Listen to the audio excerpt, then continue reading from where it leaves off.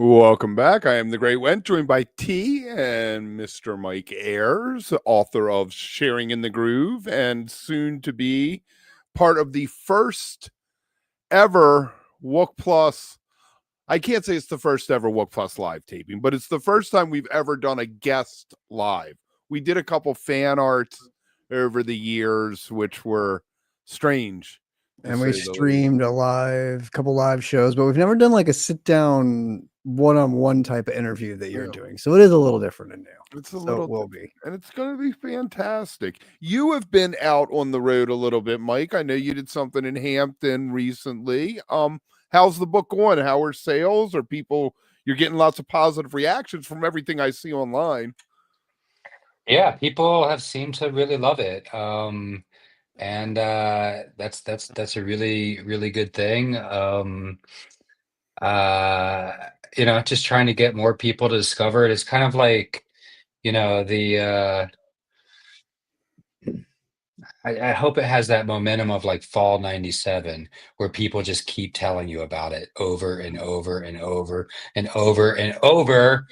And then you're like, oh, well, I have to listen to Denver 97. Like a billion people have now told, and now I have this crazy FOMO. And like, it's not at that levels right now, but like, that's the end goal.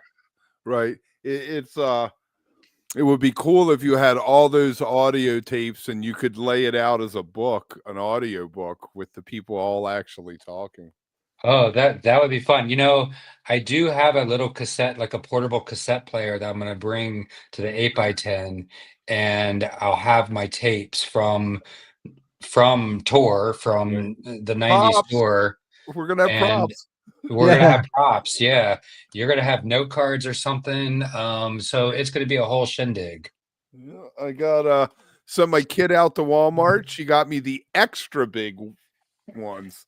Yeah, that's when I said the largest ones, I thought I was getting 5x3. I did not realize I was getting like 8x11 ones, but that's all right. Maybe you just need her to stand up holding cue cards for you the whole time, Kev. Right, yeah. I'm gonna have to practice throwing them because I want to do like Letterman and just pitch the card when I'm done with throw them at the camera. Mm-hmm. Oh yeah, you totally. I'll be done. Yeah, you totally should do that. I'll be in the news of the week all of a sudden. Then we don't need that. We're gonna start off with. I figured you and I could talk through some of what we're gonna do, so we can act like we've had conversations before. You left out some stuff about Halloween from the book, didn't you? I did. I really wanted to do a chapter on Halloween '94 at Great Falls. I thought that was a real big pinnacle for the band. I think a lot of people, I mean, they don't forget, but like, in the 90s, when you release a CD, when you release a record, you promoted that as much as possible. Fish released Hoist in April of '94.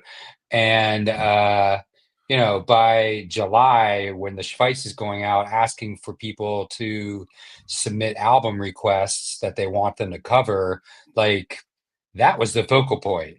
Right. And we all thought it was going to be Joe's Garage. I remember online on all the message boards, Joe's Garage was like, oh, they're definitely. And I was like, no way. Because you knew Gail was from hell back then and they weren't going to do it, Yeah. So I did talk, like folks that I interviewed for the book. I certainly talked about Halloween '94 and some stories behind it.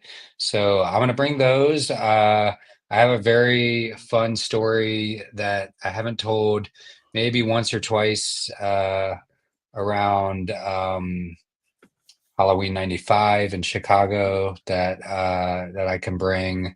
And I didn't go to Glen Falls, but I did I went to Chicago for Quadrophenia, and I was in Atlanta for Remain in Light. I did not go to Glen Falls because it was snowing. I don't know if you remember, there was a blizzard that weekend, and I was like, we're never even going to make it. My two buddies went up, got in, saw the show, and one of my FOMO, one of the few times I really have FOMO about something that happened. I was like, I could have been in the blizzard. I could have driven through the turnpike while they were closing it down behind them. You could have, yeah. Although if you had gone Kev, you probably would not have made it. And Right, exactly. I'd still be mad about it. like, The only Fish bootleg I ever bought on like a CD that someone produced was the Unsurpassed White album. Because I just thought it was cool to have a CD with the fake cover and the whole 9 yards. So let's go back a little bit. I mean, 94 was really Fish invented the modern jam band show, but the Dead did. I mean, in 66, they did something with Quicksilver for Halloween. So it existed. They just didn't do it, year in and year out, I guess. But the other person that I keep coming back to with Halloween is Zappa, because he did like the Palladium show in 77. He did that MTV special in 81 that was Halloween. I mean, Titties and Beer came from there. It's fascinating to me how Fish reinvented it, though. They did reinvent it. Yeah, it seemed like it was essentially this this kind of goofy uh you know holiday, and bands weren't really on the train, but like the second wave of jam bands, Fish and Panic, and then insert everybody after that. Right. It really became a place to have fun with audiences in ways that bands didn't do. I mean, look, there's a ton of great Grateful Dead shows from Halloween, but like, Right. like your big thing is like Werewolves of London, and then you're out, and that's just radically different than what the bands in the early 90s started to do, and now it's it continues on. So it kind of became like this, like New Year's and then Halloween became these very big moments that existed outside of like the random moments. So you had the like, this show could be amazing at any point, but then like it earmarked like Halloween and New Year's as these more of events where they were special. They were and people gravitated towards that. They became instantly special. And just real quick, but like Fish putting so much energy into learning and performing the White Album at such a young age in their lives, and just going out balls to the wall and doing it. Like that's I remember being on Rec Music Fish the day after on 11/1, and just like being like jaw was dropped, and it was like I had to seek out those tapes. I had to, like, it was like forget class, forget like interacting with human beings like in real life. Like it was like, get Halloween tapes at all costs. But everybody in the community knew how special it was. So like those tapes, and really high quality ones, like they circulated pretty fast. My boys the people I was going with taped. So when they came home, I went over to my buddy Pat's house and was like, all right, let's spin this down. What's going on? Yeah. I mean, they were there. Yeah, I think them doing it like that first time they did it, and I mean, you were kind of like, that's the coolest thing ever, right? You're like, I can't believe they did that. Like, that's so cool. And then when it became a thing, it really became like, I liked when it was sort of a guessing game and you weren't sure, and they kind of teased it out all the time, and like didn't really let you know what it was going to be. And the surprise of getting the playbill when you walked in and everything was always such a treat, and stuff like was so well done. Pre-internet, you were good.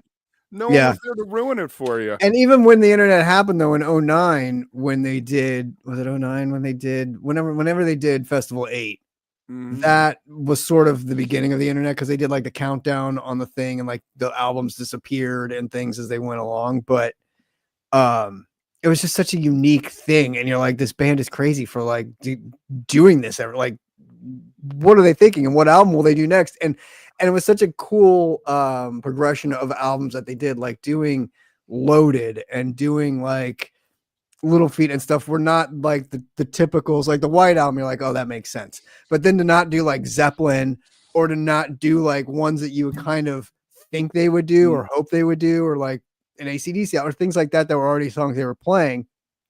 I don't know. It made it even more special because you're like, oh, they're doing Remain in Light. That's odd. Oh, they're doing like Quadrophenia. Okay, like it's still, I don't know. It was so cool. They got trapped, kind of. Was it fair to say that they got stuck doing Halloween stuff after a while? And well, I don't know, because after the hiatus, when they came back and still did it again, it was like they wanted to. So it wasn't really like they were like, no, we're done with this gimmick. It's over. It's old. They were like, no, let's get back into it. We're back, like full bore. Everything's back. Like it's just like it used to be. And you're like, okay, sweet. So I got to say real quick, to boot, that sounds awesome. Did you see that? He said he's at the intermission at Zen Barn, and they did a Tripped Out Dupree's Let It Grow Power Journey closer. That's kind of cool. That's awesome. And then, yeah, I know Mike's Groove, and I figured Kev's probably been in front of the spotlight a few times getting interrogated. Anyway, yeah, that was all I was going to say. I think my first Halloween was the Loaded one, which was spectacular. And just the chaos of going to a Fish show in the 90s was always crazy. But then, like, throwing Halloween, everyone's dressed up. It's in Vegas. It was a madhouse. Like, I don't remember hardly any of it other than the end when Trey walked off stage and we were like, wait, what's happening? It's over. I'm so confused. That was really the only thing I remember a couple of the jams in there and like watching them go off a couple of times, but it was so crazy. It was just such like a blur, like it just, you're like, I don't know. I don't remember it. It's a blur. So, and then Kevin and I just did the review 2 nights later when they did the Dark Side of the Moon, which is probably their best Halloween cover ever. Best Halloween show. Was not on Halloween. Whatever happened to Halloween songs? You used to have like the Monster Mash and Haunted House and Purple People Eater. You had all these great songs in the 60s. People don't write Halloween. Do you think Billy will do the Monster Bash at his show? Because he has to do the Monster Mash. He has to. Yes. There's no way around that. Yeah. I figure he would, since it's a monster theme. It'd be a funny way of like either introducing or closing that, or like putting. I think that'll be hilarious to hear a bluegrass monster mash. So yeah, I'm so glad though that he is like carrying on that tradition of like just going like balls to the wall with the theme, like the "Oh Brother, Where Art Thou" last year. Like it's just it's very cool that he's and the Meyer thing, right? On. Didn't he do the in the Meyer the year before that? Oh yeah. Yeah. The what is damn it, The Hobbit, The Lord of the Rings. I could not think of the damn name of it. The Shire, the Meyer, what is it? Yeah, the Shire. The Shire. That was fantastic. And then you get like Mule, who doesn't do an album, but they do a band. They're doing Aerosmith this year, and then you'll get things like Mo has done like Willy Wonka one year, and I think this year they're doing something. This is cool. Halloween is great. Yeah. Halloween is great. This is awesome. It is. It's the best holiday. I've always been a huge fan. It was one of the best parts of having kids when my kids were little. I think what's fun about Halloween is it's both a kid's and an adult holiday. Like, because as a kid, you're so excited to be able to dress up and do like the things at school with your friends and get the candy and go out trick or treating, and it's such like a fun night, especially if it's a weeknight, because you get to go out late and you get to like, have sugar and candy for the next week and a half or whatever it is too, and like it's all okay. And then as you get older, it sort of becomes like a party night and like an anything goes night, and everybody dresses crazy. And then it's sort of like, as you get older, you start going to like concerts or doing other things that are like adult themed and stuff. So it's one of those really fun, like expands your whole life. So if you have good Halloweens as a kid, you kind of carry that over into adult and be like, I love this holiday. Like, what can I do as an adult to keep it going? 80s and 90s, I remember there was always a Grateful Dead cover band doing a costume party one Halloween. So that was, and they just played Grateful Dead tunes. Everyone dressed up, got hammered. Probably. Speaking of that, Kev, that's another band that, not that Fish would ever wade into that, but you'd be like, why wouldn't they do that during Halloween? Like, it's the perfect time to cover one, right? Like, if they ever did it, especially in the early years when you were still like separated. Like, which one? What album are we doing if we're doing a Grateful Dead album? I would hope that they would do Oxymox or Anthem. That would be my first choice, but then I was going to say Working Man's Dead. Yeah. Or Working Man's Dead, or maybe American Be. I don't know, but yeah, I was going to say that one first too. In the dark. In the dark. Yeah. In the dark, just to it's a good album. It's a really well recorded, well written, well produced album. I will say that. Even if we make fun of the fact that they had a top 40 hit. All right. Do we want to talk more about the Grateful Dead? Let's talk about the Grateful Dead. Segue. The Ducks, the Oops, Oregon Ducks hit are it. absolutely in love. I did not realize kind of what was going on with this until Stephanie Kesey, her page over on Facebook, had pictures of some of the guys and from the whatchamacallit, from the team out on her Ducks. farm. But Nike has put out shoes. Have you seen these shoes? I saw him. I'm gonna go ahead. I almost. Like, I'm not. did you? You almost bought them? I mean, I looked at it, and then like the countdown was happening because I got the email, and they're $145, and you know, uh, I didn't buy them. That's all I'll say. They look cool, I guess. Like if someone, I don't know. Did you almost buy them? I No. did. When I did, I looked at him heavily too. I looked at him. I was like, Okay. I almost bought him to wear like once or twice and then just set on a shelf somewhere with like the rest of my Dead kind of shit and be like, I don't know what I ever do with them. Like, cool. But Mhm.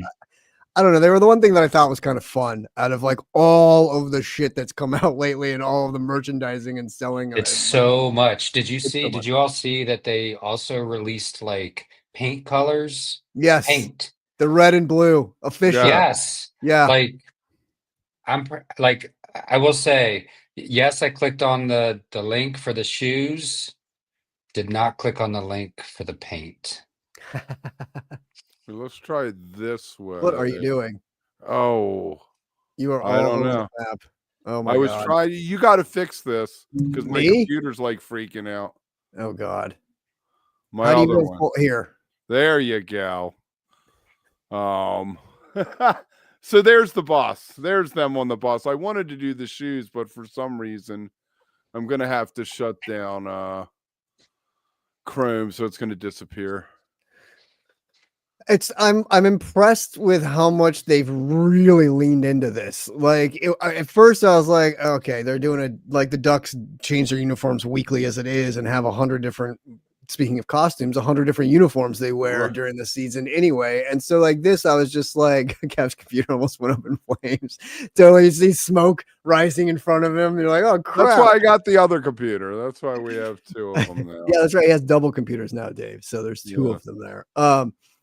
But I was sort of, I don't know, a little apprehensive, a little like, this is such a gimmicky thing. Like they're really, I don't know, everything's a sell. But I'm impressed that it's Grateful Dead only, and it's nothing to do with like Dead and Co. and like the stuff now. It's kind of like paying tribute to the actual Grateful Dead. And the more stuff they keep releasing, the cooler. I don't know if cooler is the right word, but the more I'm like, okay, they're really leaning into it. Like there's sweatpants, there's sweatshirts, the duck logo as the Steely is super cool. Like they've done a really good job with it, and I love that it's all kind of green. I'm a big green fan anyway, so the green with the colors looks cool. Like the tie-dye green stuff looks cool. And as you know, Kev, my buddy Holtz, who you know from fish shows in Vegas, his daughter is on the cheer squad at Oregon, so he's like super excited, and she gets to like hang out with the merch and shit. So I'm like, it's cool, like awesome, go for it. Like it still is weird to me that it's Oregon. Like you'd think like maybe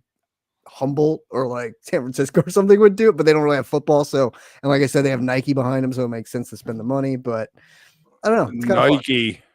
Nike money. Yes. The It's only connection fantastic. I was trying to make was like Nike's in Oregon. Eugene, like University of Oregon is in Eugene, and Eugene and the Dead were pretty connected in in their time, and maybe there's some like stuff that has been continuing on like with that relationship. I don't know. I mean, because the Dead would play in the stadium that that the football team plays Yeah, in. Autzen. Yeah, they play in Autzen. Watson. Yeah, Yeah. yeah. And those were great like mid 90s shows or like early 90s shows. So I don't know. There is a story behind it that we don't know right now, and But it is cool that they've leaned in so hard. And Heavily. Yeah. I think a lot of people think that their branding, like their collabs, can be corny. I certainly think they can be corny sometimes, but Mhm. I think they did a collaboration with Air Maxes a few years ago Yeah. with like, and they might be yellow. I can't remember, but those things sold out so fast, and like on StockX or whatever, they used to go for a ton. I haven't looked recently, but like those were like pretty coveted sneakerhead shoes. Yeah, exactly. And the fuzzy ones they did too were the ones I was even closer to buying than these. These reminded me more of almost like my barfoot board back there, like the grip tape I used to put on boards, like when I'd snowboard and stuff, or even on skates, and it was a little spongy. How the Nike thing looked a little like it was like a spongy. It was sort of a throwback looking 80s type shoe. That's why I was like, oh, it's kind of fun. Like it reminded me, like remember like the old LA Gear shoes and stuff like that. It just kind of reminded me of like that style of shit. So I was kind of like intrigued by it, but Mhm. like I have $145 to drop down on a pair of shoes right now that I probably wouldn't wear. So there's that too. But and Dune Farmer does say Merry Pranksters and Kesey's Dairy were based out of Oregon. So Yeah. there you go. So there is Yeah, a the good connection Creamery with it. Show. Yeah, Oh the yeah, Creamery there Show you from go. 72. Yeah. So Wha- okay, the other day T and I talked about Jerry Garcia Dice Game was released. yeah. And it just seems to me like, you got a check for us? Sure. Throw our name on it. And I hate to be that guy, but sometimes I'm just like, come on, guys, man. Jerry wouldn't have done that. The dice game was a little dicey.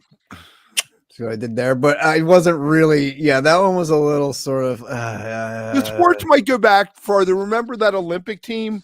What was it, Oh Lithuania? yeah, or Lithuania. Yeah, the basketball team. Yeah. That was cool when they supported them and like did the tie dye stuff. That was fun. I wonder That's how right. much Jerry knows about anything, though. She knew about it. You blame Deprecoons. I hear you.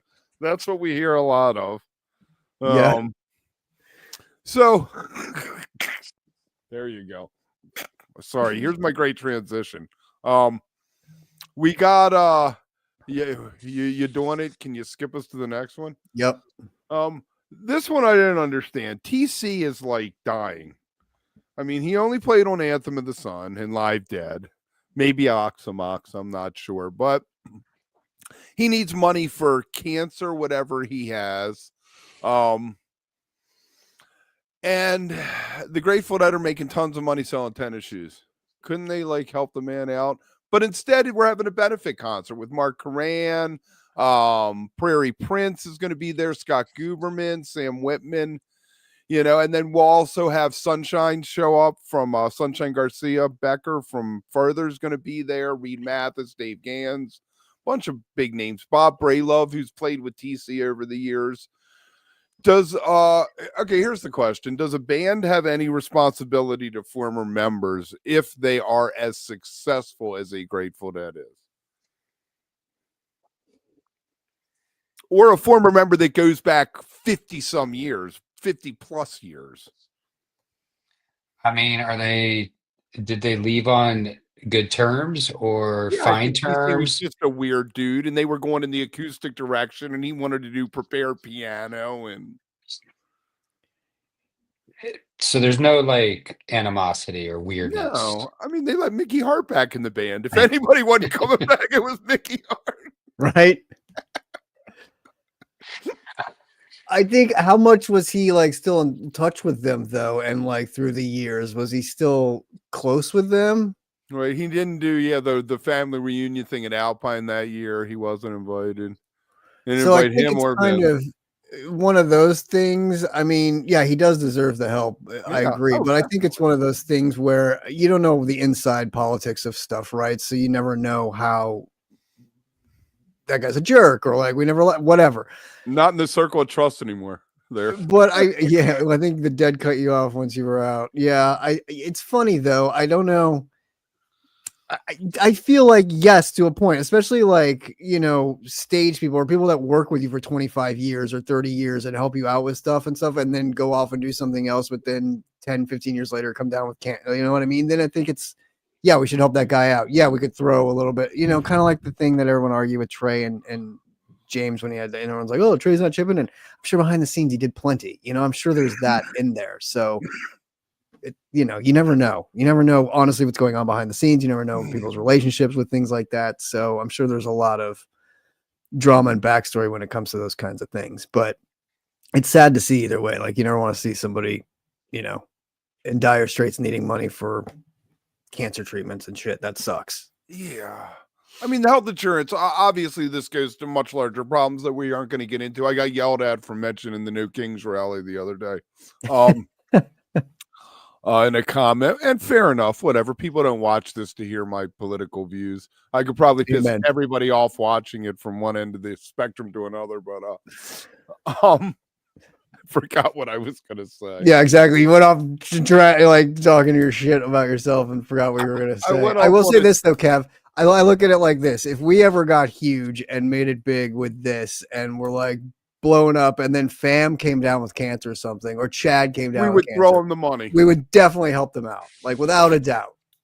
And regardless of how things ended with Fam or whatever, we'd still help them out. Like, so I think I would help anybody that if I had the ability. I mean, if I was a billionaire, there wouldn't be anybody who was homeless or hungry. Let's put it that way. At least not your circle of friends or their circle of friends.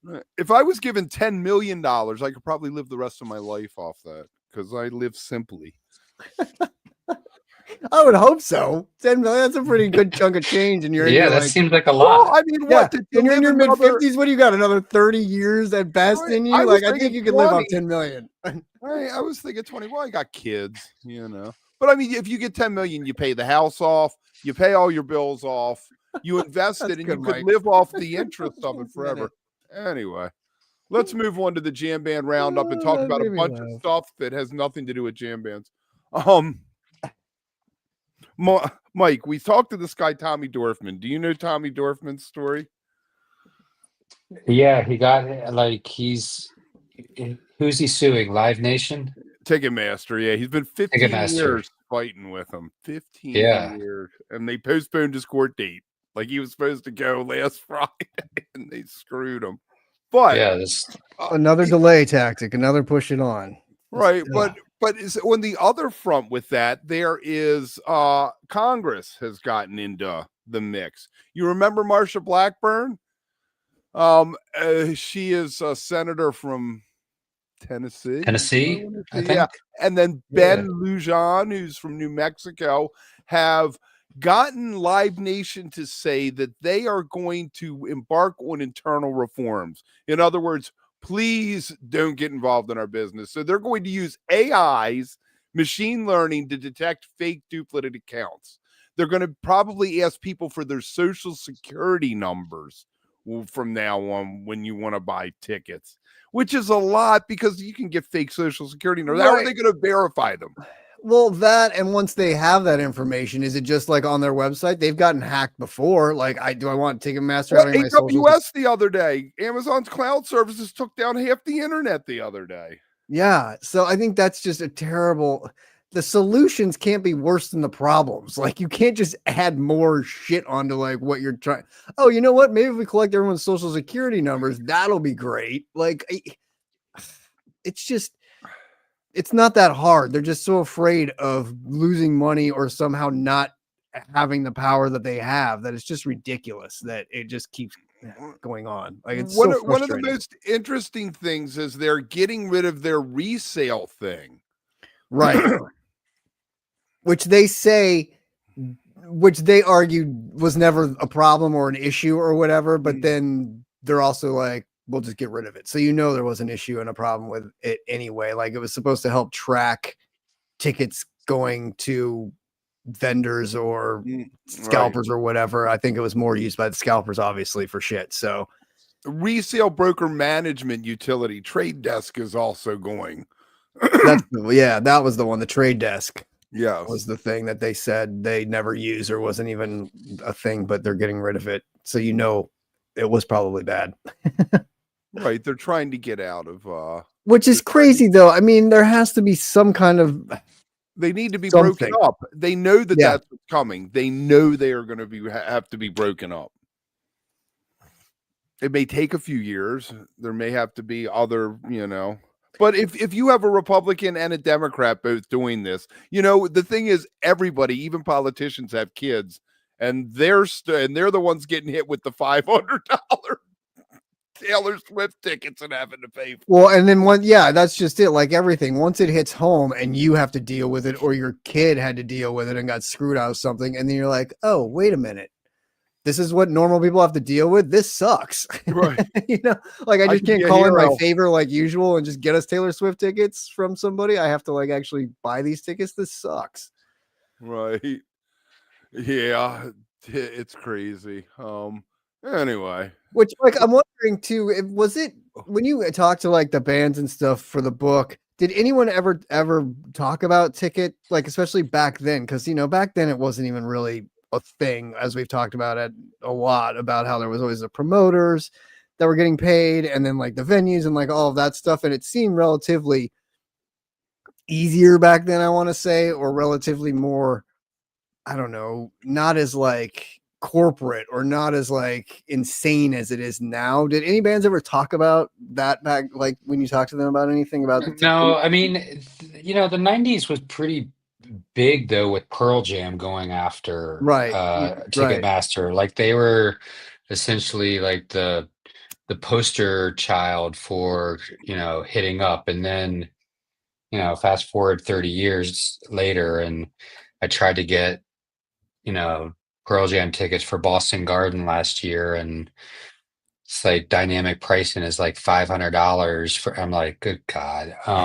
But I digress. No, the only band that really like we really got into it was String Cheese Incident, and how they were really keeping they were very deliberate about keeping everything in house, and they got record label offers and didn't do any, didn't sign to any labels. Right. They wanted to do the ticketing like the Dead and Fish had done. Fish, like, you can debate all you want to the cows come home about, the Dead's musical influence on Fish. I don't remember seeing too much then, or really thinking that they were doing something similar. But in terms of business models, for sure, like the the tickets by mail thing was certainly from the Dead's playbook. But maybe we need to go back they to were physically mailing stuff in for tickets, because the bots defeat the Fish tickets by mail too. I mean, obviously. Yeah, they do now. But yeah, it's Scalpers aren't going to write out 100 envelopes. No, they're not.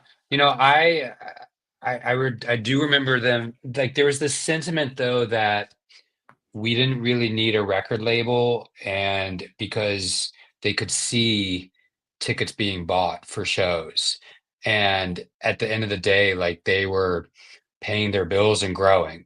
And as a band that didn't have any radio or MTV play, like if you were growing through people wanting to keeping coming back and seeing you, that was a wonderful thing. And it's like, why would we give away all of these things to a record label when we're kind of doing pretty good? Right. Fine. Yeah. So that stuck out to me for sure. That's interesting. Yeah. And I think this is you brought it up, Kev. I was going to wait till it was done to bring this up, because I think this is a good question. Where do you think it went off the rails with tickets? Like definitely the Eagles, that tour in 91 or 90, whenever it was, 92 had something to do with it, the Hell Freeze, because it was $100 and we were like, $100 for a ticket? Are you crazy?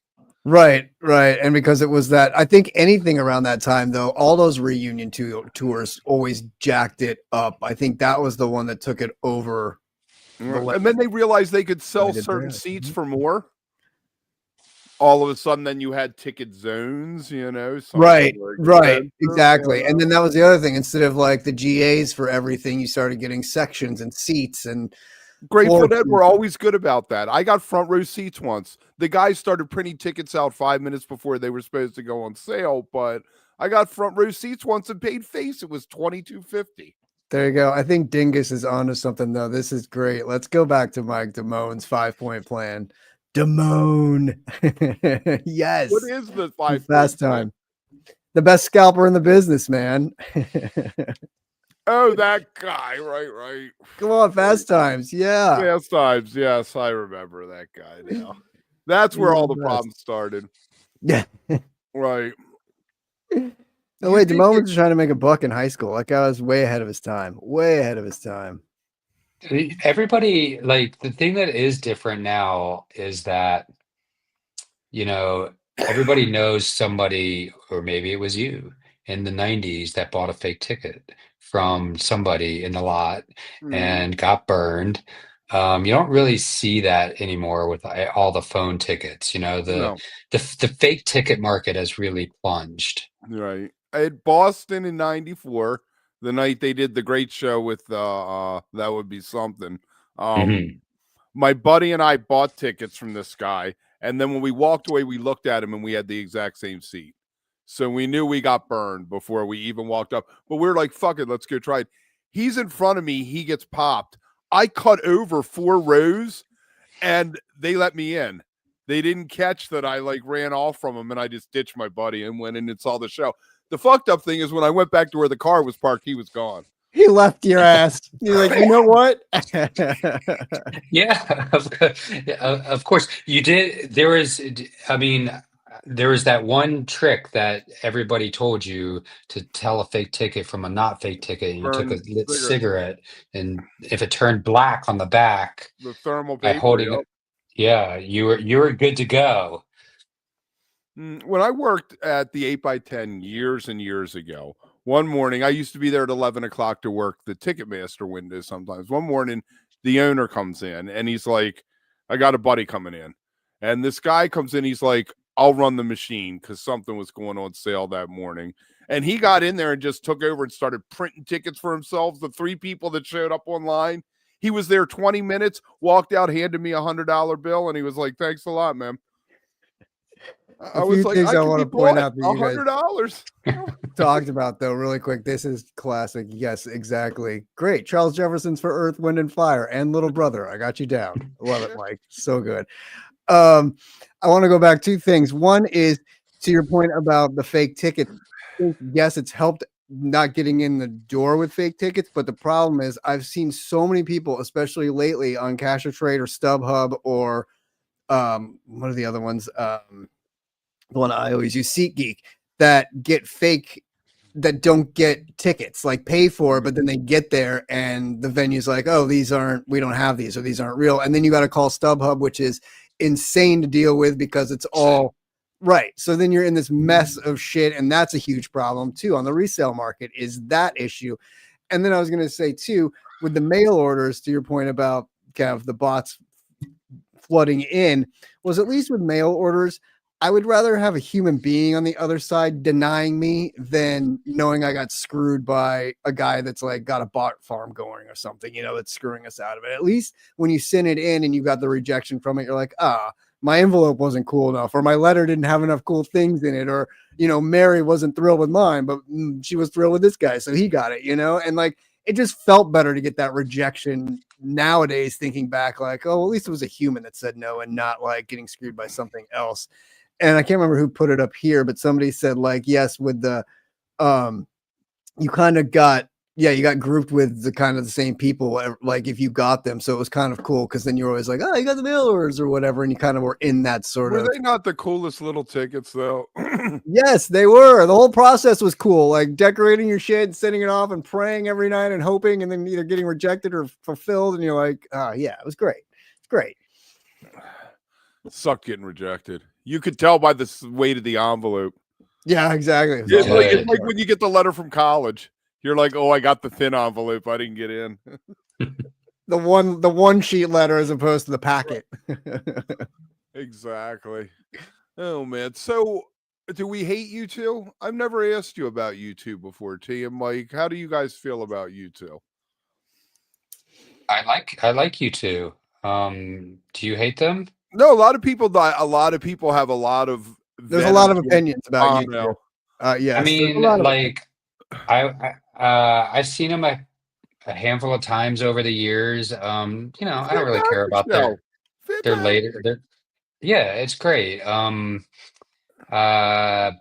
Octung Baby is one of my all-time favorite records. Zooropa is criminally underrated. yes, Everything from the 80s is fantastic. yes. Joshua Tree. Even Rattle and Hum that got slammed because it came like what critics panned it and whatever. I love that album personally. Like I always liked that. Joshua Tree, Rattle and Hum, I loved it.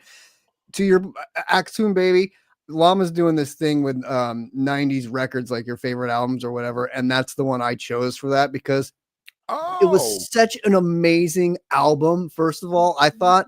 And second of all, it was such a departure. Like they totally just flipped, and you're like, this is U2 now. Like, okay, cool. Like, I think their ability to stay relevant and change along with the music, which Madonna did for a really long time too. And then she kind of fell off when she did like Ray of Light and got into the club scene and stuff like that. I feel like it kind of changed, but U2, man, they've just been able to, and they're very polarizing. You love them or you hate them or whatever. But I gotta tell, like, I've always been a huge fan. And the fact that you said Octane Baby, I was like, yes, because that album, not just the songs on it are fantastic, but the moment in time and what it did for them and everything is just, it's a phenomenal album. Like it's a phenomenal marker in time for that. And yeah, it's great. It's I great. saw Zoo. Somebody mentioned Zoo TV, Kevin Jones. I saw Zoo TV that tour too, and I tell you what, I was up in the top of RFK, as far up as you could be, and when Bono was singing, it felt like he was singing to you. He has such a stage presence,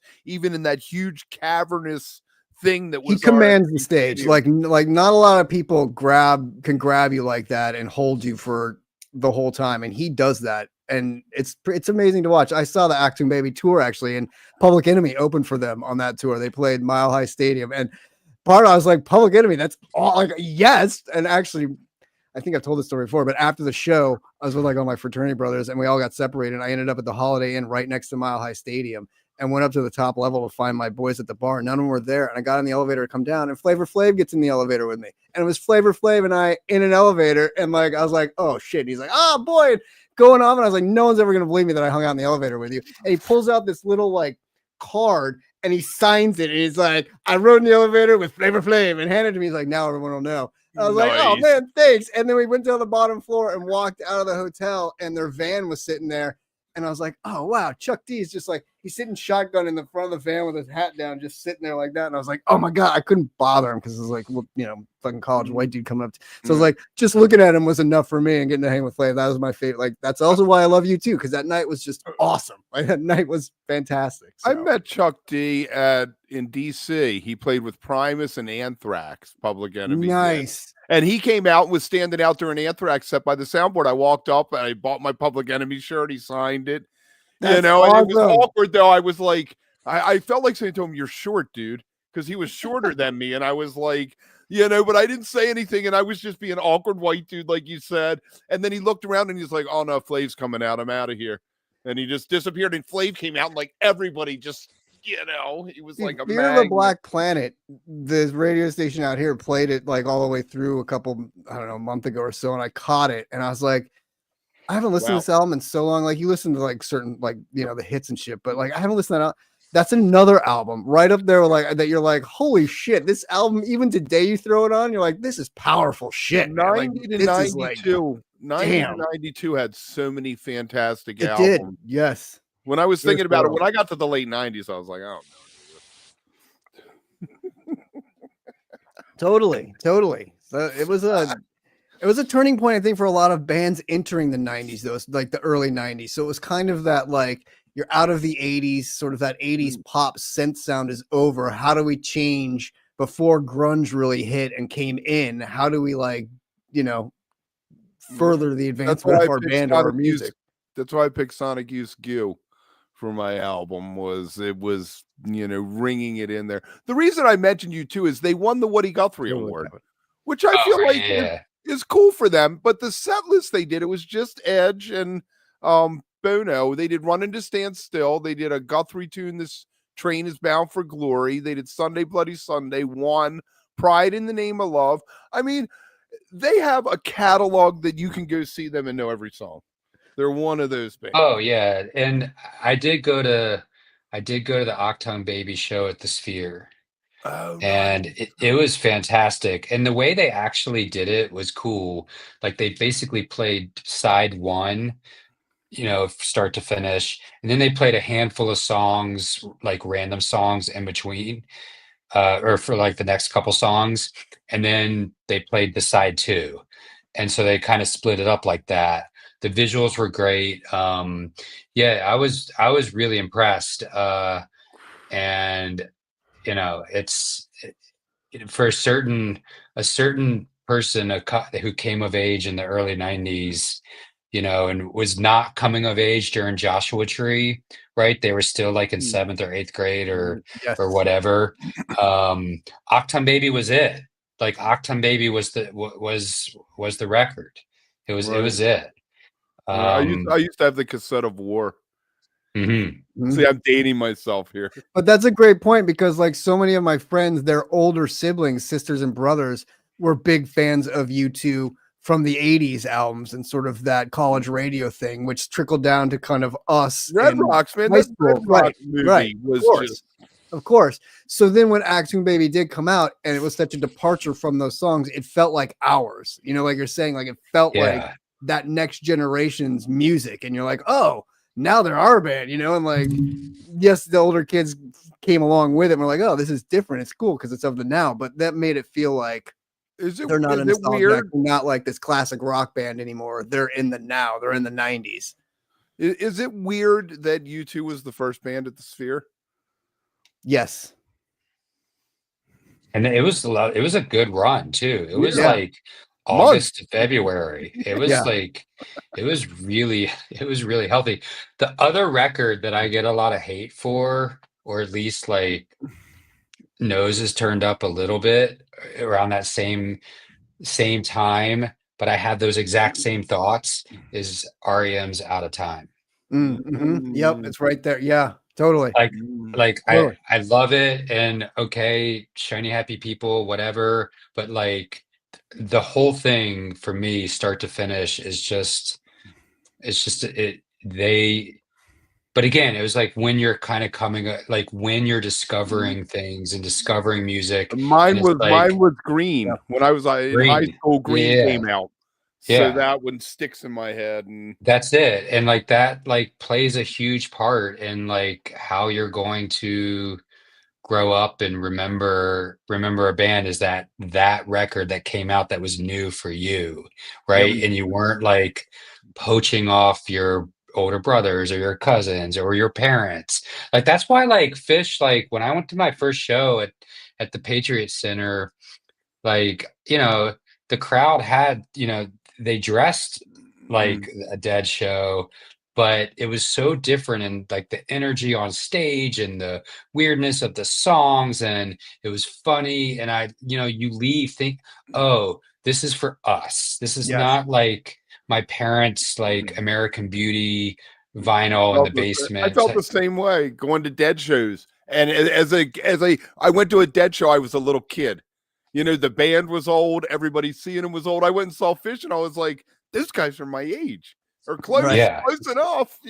Yeah. Yeah, that plays a huge part. Back on the REM, I see some people talking about early REM. There are a ton of great sounding early REM shows on archive.org that you can download. Go all the way back to like early 80s, like through the different tours. I've been downloading a bunch. Radio City Music Hall in 85. They do like really weird covers, and they sound pretty good. Like the amount of REM on archive.org right now is bananas. That's crazy. That's yeah, crazy. Would not think crazy. that. It's fascinating to look at the set list too as you go through it, and how songs disappear. Like it's at a certain point you never heard a song from Murmur again. They Oh were no, like completely gone off the set list and things like that. Yeah. It's like when they hit Monster, it was like if you heard one song from the Mhm. 80s on the Monster Beyond Yeah, tours, you like were lucky. you were lucky. Yeah, for You're like, sure. bust out. I got to see them in 86 or 87 at Merriweather. That's And amazing. yeah, so it was the document tour. So whenever that came out, maybe that was Yeah. 88 that came out. I think the amazing thing going back, even like on volume, they were saying like, but Public Enemy's still touring, right? Like that's impressive, Chuck. And I mean, Flavor's more They popular played- now than ever. Like the guys involved with Olympic athletes and like all these different bands and making appearances and like staying fresh and like in it. And also, somebody asked about the Chili Peppers still touring, and the Chili Peppers are still touring and cranking out music. I see Flea; he's at every Laker game. They're all over LA all the time and still doing things out here. That And another singer one, guy is stealing the life out of young girls or something. they're another band though that I've loved forever and has kind of like managed to keep going with the same sort of sound that they've always had, but managed to keep going through the years. And other than the 90s sellout years that I always love to talk about with them, 80s was a great time. 90s, they kind of like went through this popular period and then sort of now Under the Bridge. They got Yeah. Under the Bridge. Blood and- Sugar Sex Magic was that like album that crossed over and suddenly like they weren't that California punk kind of band. It was sort of mainstream. Everybody could get into it and yeah. Yep. Yep, John Fusciante for the win. Definitely, Dave. So we've been hearing this rumor, Mike. Our rumor that we're sticking with is that Fish is playing the Sphere in April, and the current people have extended. Who added shows in March? Somebody added shows in March, right? Was The it? I Eagles know. extended February. No Eagles, doubt yeah. extended. Kenny Chesney just added more shows In June after. In June. So it's right. So everything's April is wide open, which is really funny because yes, you keep getting the run up in March and then June, and so you're like, okay, it's there. When are they going to announce it? 8 shows supposedly. Eight. So like 4 show weekends. Yeah. Probably. Are you? Yeah. Would you? Do you think that they are? I guess they would not use anything they already did, right? Even though I don't they think like so. the taste. I would love that if they reuse the taste thing with all the tickets and the Pollux and all that stuff.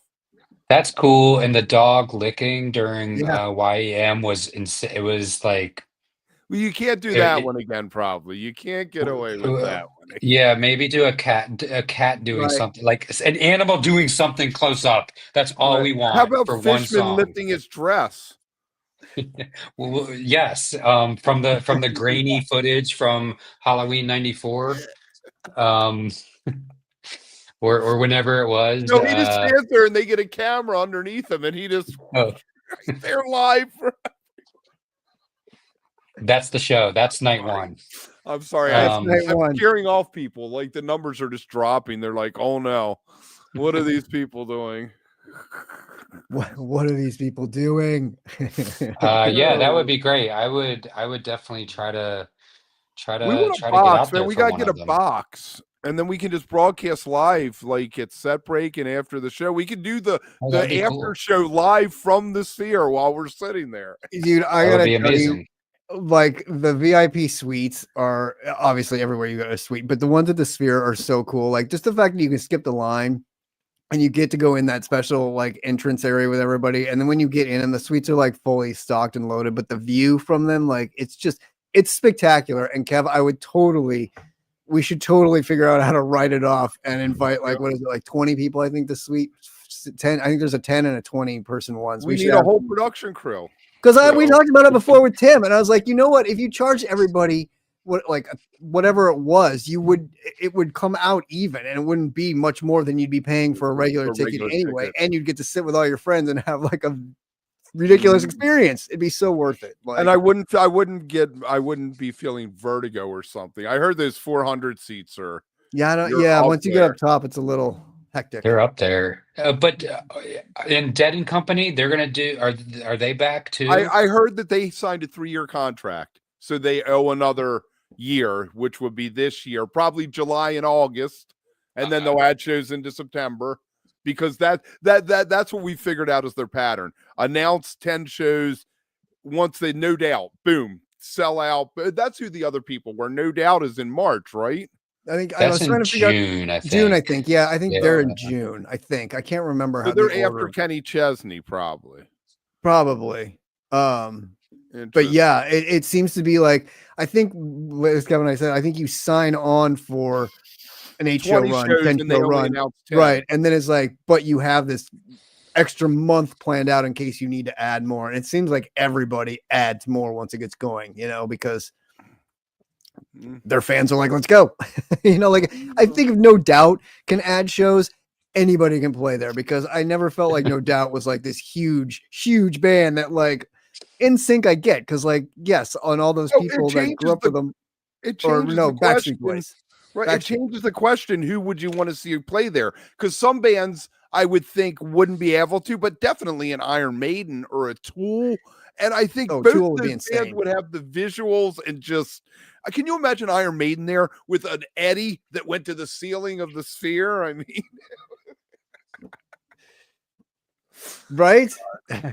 I would think love so, it. dude. I think FH303 says we should ask for press pass deal for the Sphere shows, Kev. Yes. We should.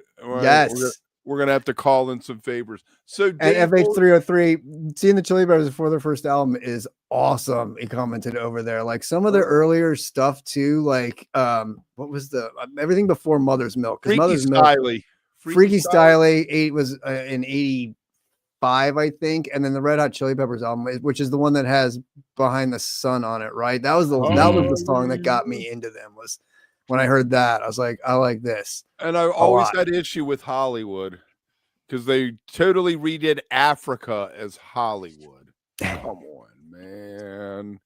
What are you doing, dude? What are you doing? What are you doing? Oh, it's funny. Mike Jam 96 on YM said an early birthday present got VIP tickets to meet David Cook before the show, and he talked about AI and other stuff. And I sat in the second row during the concert. It was really awesome and the best early birthday present ever. What's funny about that is I just worked at David Cook's show the other night for Volume. He played out here an acoustic show at the Venice West, and I got to direct the live stream for it. He's a great guy, really cool guy, and told some really cool Idol stories and some things about that. But that's cool. Anytime you can get in to see like something like that and get the VIP treatment, it's so worth it. Like, to spoiler yourself with bands you like, it's worth giving up seeing a few other bands during the year if you really want to get the treatment for it. I've learned. So that's awesome. There you go. T. Yes. Let's tell Dave to hold his ears. Oh boy. Hold your ears, Dave. Here it comes. It's time for the minute. Oh, I have to play it? Yeah, you have to play it. All right, here it comes.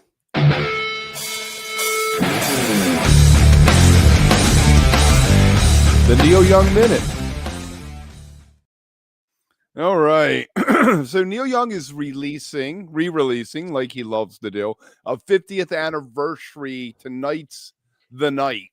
It was originally released June 20th, 75. So there you go, 75 years. Probably my favorite Neil Young album.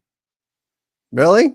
Yeah, I mean, it's so dark. I mean, the dude died from heroin. That's what that song Tonight's the Night about, is his bass player or guitarist or whoever dying. The bass player, I guess, died, right? Come on, chat. Get me out of this. Save me. Who was it? Who was it? Who was it? But yeah, the Needle and the Damage Done, I guess, was a few years before. But yeah, Tonight's the Night. It's very excited for this. So that's cool. When you get to be as old as Neil Young, you get to release 50th anniversaries. That's crazy. I'd still be alive for it and do it. There you go. And there you have your the Neil Young Minute. I'm going to fill you in on two things over on Volume. Mike Jam 96 saw Neil Young in Quebec City a couple of years ago, and it was awesome. So still, like we say that, he's still performing at a high level. Chrome Hearts, man. The Chrome Hearts. Yeah, Chrome Hearts. They're fantastic. And FH303 was at the Golden Bear the night the Chili Peppers started a massive fight. I got a funny story about that too. Like, I saw the Chili Peppers. It was Smashing Pumpkins opening for Pearl Jam, who opened for the Red Hot Chili Peppers, and this was before anybody knew who any of those bands were except for the Chili Peppers. And the Chili Peppers, they were playing at the Denver Sports Arena and started this huge mosh pit on the second level in the concourse, like inside the arena. And it was so big it broke the rail. like that guarded you from the seats, and all the mosh pit spilled over into the seats. It was and it was like right in front of me. It was the craziest thing I've ever like. It was awesome, and then it was just massive chaos, and like all hell broke loose. And that's what you wanted back then at a Chili Peppers concert. Like that's what was awesome. Like that was yes, that was it. Anyway, I had to pay anybody who's on Facebook, go over to Facebook and find the thing for November 1st, and let us know you're coming if you're coming. Because we're trying to. I like numbers. I want to know.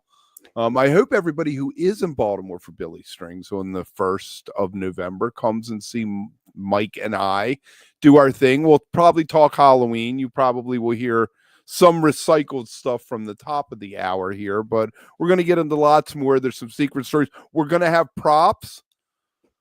I was going to say, I have a question for you guys. Mike, will you have books there for sale and signing them? I will have books there for sale. We're going to have a local band play a little acoustic set in between us talking the talk. And we met with them last week. They're super cool. Go check them out. Go check them out on Bandcamp. It's Uncle Kunkel's. Uncle Kunkel's good. Yes, I was going to say, don't let Kev say it. No, 1 gram band, and they have a lot of great live stuff on their Bandcamp that you can stream. So yeah, that's going to be cool. They're doing it seems like they're doing the Baltimore scene. They're opening for Pigeons in January. They seem like they're on the up and up. So that's going to be cool. But yeah, it'll be fun, streamed, all the things. That's awesome. I couldn't agree with you more. Those guys are so cool. When we talked to them, I was blown away by like just their whole mentality and like what they did in the jam scene with them and everything. I think it's going to be so cool that they're playing while you like in between you guys talking and shit. That's another bonus for going. So if you're in the Baltimore area, how can you not go check this out? And Kev, I know you've got some swag coming. I think you said you ordered stickers. I ordered some stickers to hand out. I think maybe we might actually have a couple other things to give away, maybe a beanie or two and a shirt or two that we might order to give away to people in the audience as well. So show up and give Kev some support. Maybe I can get a t-shirt camera. I'm not camera, Canon. Yeah, right. In the small venue and just plow it in somebody's chest. Just take them out. Boom. Yes, definitely. But I know, Kev, you got to pick up a signed copy of Mike's book for Makita because he wants one. So you got to pick that up for him. And I mean, Christmas gifts. Hello, people. Like signed copy of it. This is a perfect time to do it. Like get it in person. Yeah, get a picture with Mike. Get it signed. Give it to your friends. Perfect. If you aren't in Baltimore and you're hanging out from 3 to 5 on Saturday afternoon, you can head over to volume.com and watch.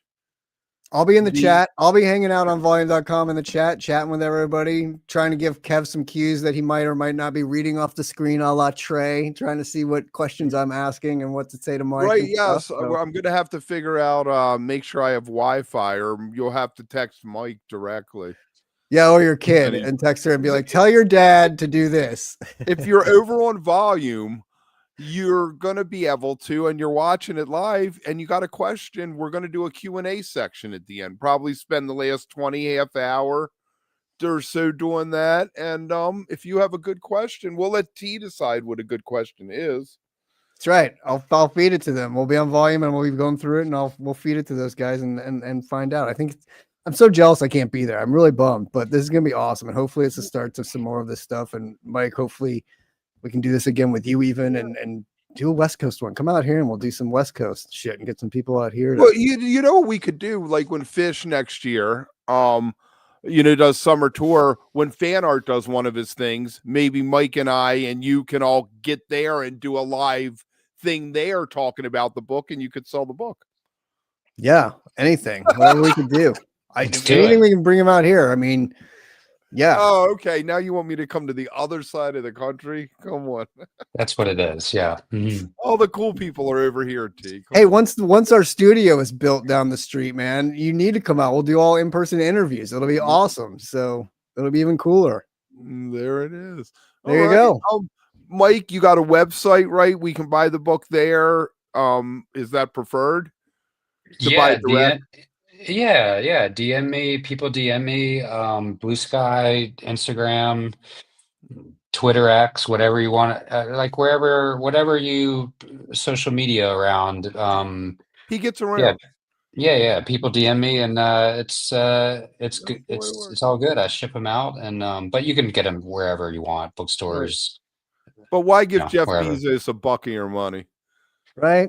Um, yeah, it's way more fun to DM me and see Right. and then see what I send. Exactly. And then you get a story from it too. Like I got this straight from the author. None of this like You can, bullshit, you know? yeah, you get it. Yeah, yeah, we all need stories. Exactly. Hmm. Yes, exactly. That's what makes the world go round. We do. Hmm. I just so you know, the light behind me, I did not have one. I know they were making fun of me earlier because the cat's asleep on the chair right under the light, and I didn't want to do that to the Oh, poor that's nice cat. of you. You're a good cat dad. See, Yeah, nice, good job. There's a yeah, reason behind it. the cats are the best. They show up when they want to eat, and maybe a pet, and you don't have to see them. And then they bring you dead mice and dead birds, and Yeah, well, I don't have it now. We've plugged up the hole. We did have mice a couple years ago. One of the cat came up with a mouse, and I was like, "Oh man, what can you do?" Anyway, that's it. I guess for this evening, like, comment if you're watching on the YouTube, subscribe on YouTube, but you're better off going over to volume.com. And if you want to become an all access member over there, it is our membership drive this month.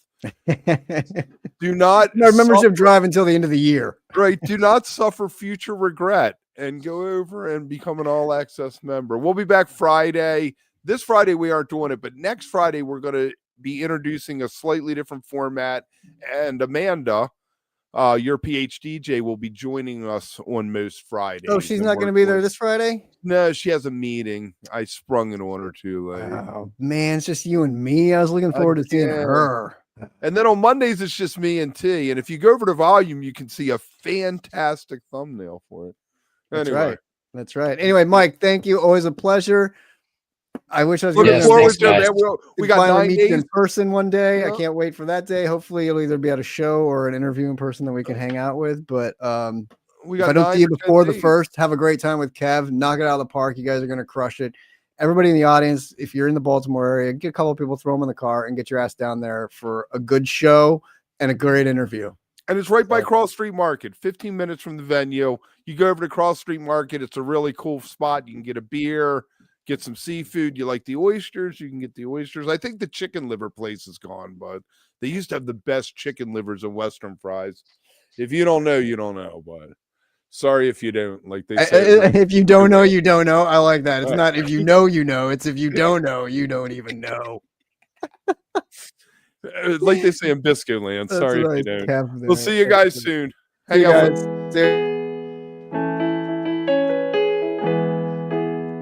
You don't know what you don't know. And let me tell you, if you don't know, you don't know. Hey, that's some Forrest Gump shit. Exactly what it is. Oh, I miss Jason. What's Jason up to these days? I don't see him in the chat as much unless it's an after show. Maybe get Jason. Yeah.